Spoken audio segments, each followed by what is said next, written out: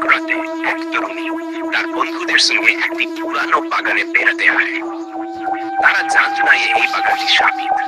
মাঝরাতে তারা একটি পুরানো কুণ্ডেগাঁওয়ের কাছে পৌঁছায়।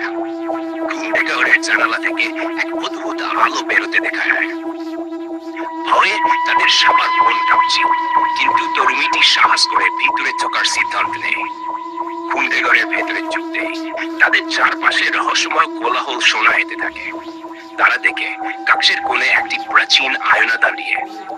আয়নার মধ্যে একটি কঙ্কাল অবস্থান করছে। তরুণীটির মনে হল সেই আয়নার দিকে নিজেকে দেখতে পাচ্ছে।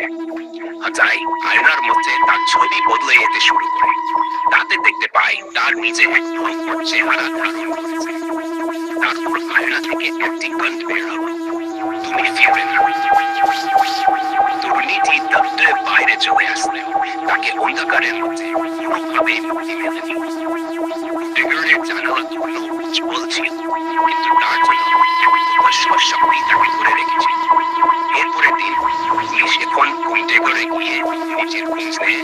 তারা পায় শুধু একটি পুরানো আয়না, কিন্তু আর কিছুই নয়। সেই রাত থেকে কুণ্ডেঘরটির আশেপাশে কেউ আর আয়নি। কেউ জানে না সত্যি কি ঘটেছে।